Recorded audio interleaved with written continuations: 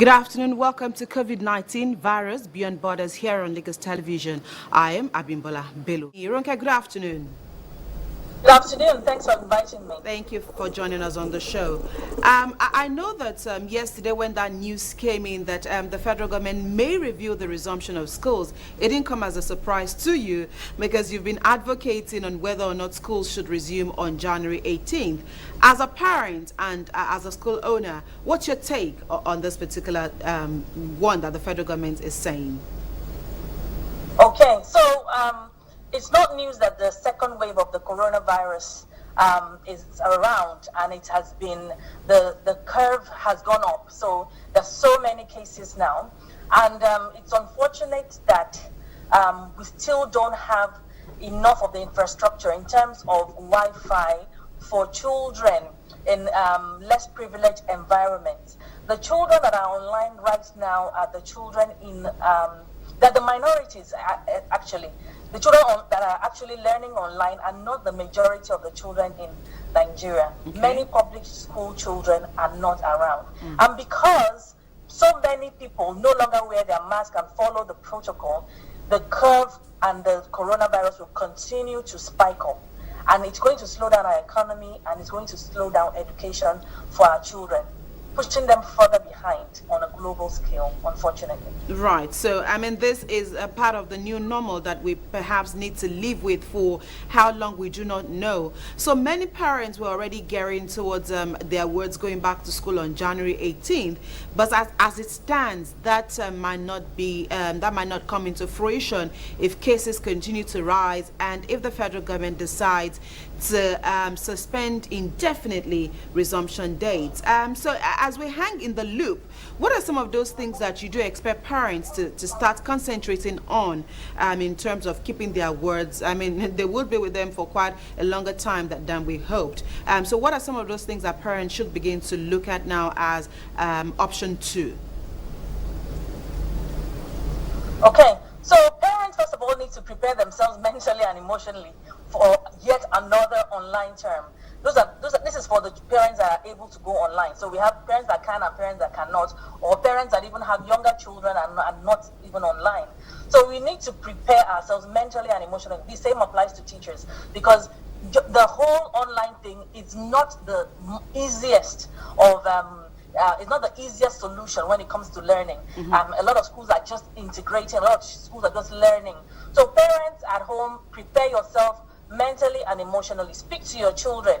A lot of the children want to come back to school. They were looking forward to it. So there's a lot of disappointment. And learning is state dependent. If a child is not in a happy state, you're not going to learn.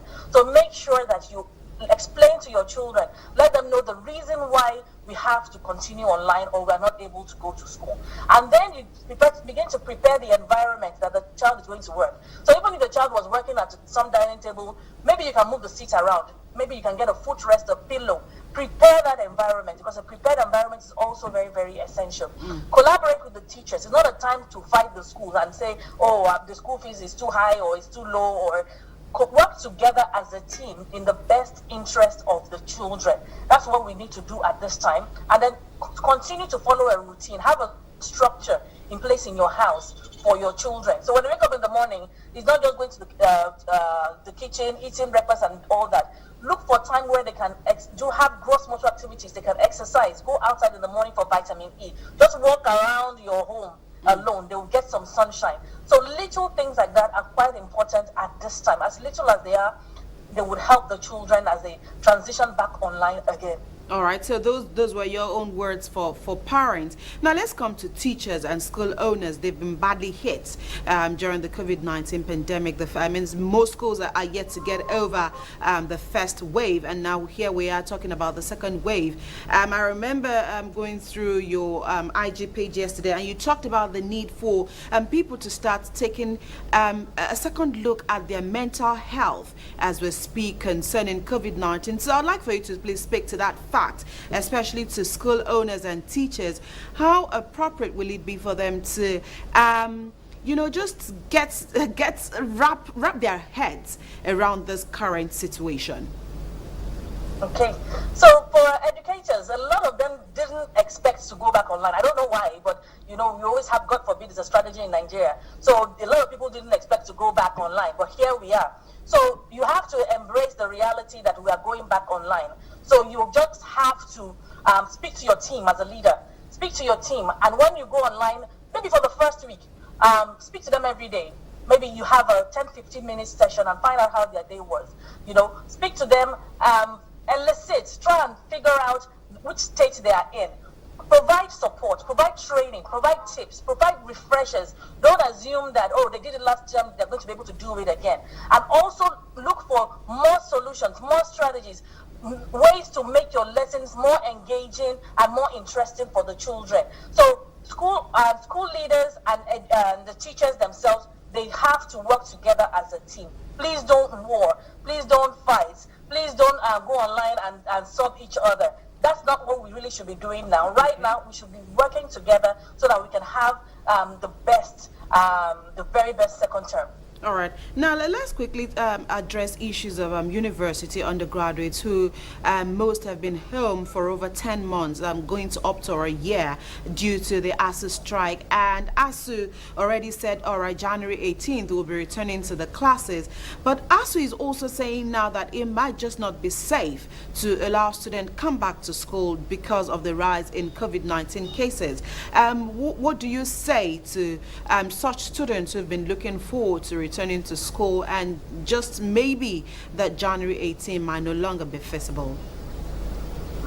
I'm really sorry that that's the situation and that a lot of our youth cannot get traction. They can't get back to school. However, use this time wisely. Their skills. So education is formal and informal. It's a good time to also embrace informal learning. It's also a good time to embrace skills, whether they're vocational, they're life skills. So being set back by a year is not ideal. However, you can also make the most of the time. So is it digital skills that you want to learn? I mean, technology, we all know that it's the way forward these days. Pick up a skill. Pick up any skill, really. If you want to learn how to bake, if you want to learn how to create graphics, whatever it is, just use this time ecologically, use it wisely.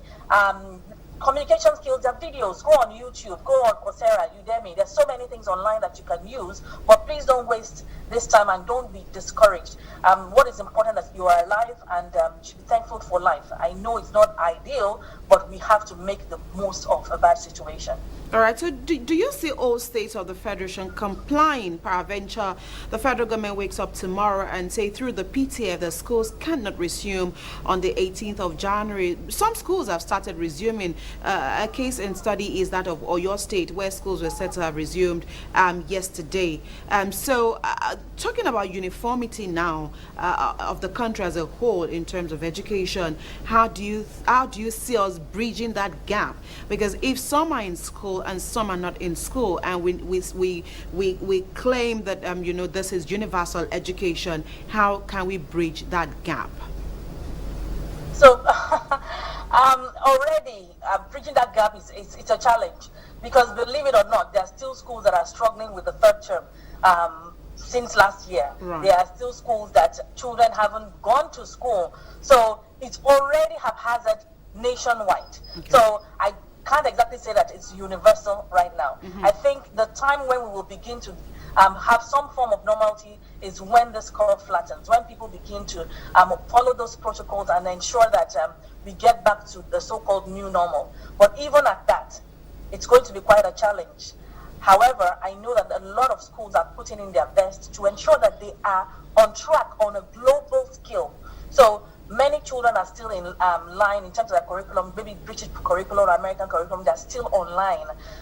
It's always, unfortunately, many of these public schools or low-cost schools that are behind. And even before the COVID-19, if we're going to be honest, they have generally and majorly been behind in terms of a lot of the things that we do in the educational system. All right, so before we allow you to go this afternoon, Runke, I'd like for you again to speak with parents. So many parents still do not believe that COVID-19 is real, and they are endangering the lives of their words of their children. So I'd like for you to please speak to such parents this afternoon.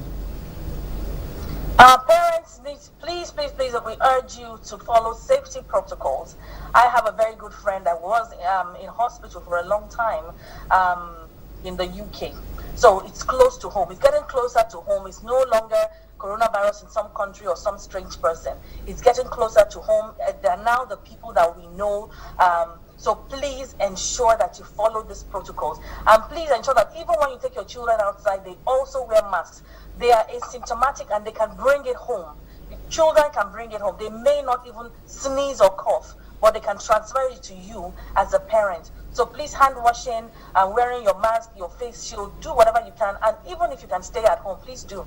It's very important. COVID-19 is real. All right, COVID-19 is indeed real. Thank you so much, Ronke Posh Adeni, for always obliging us on Lagos Television.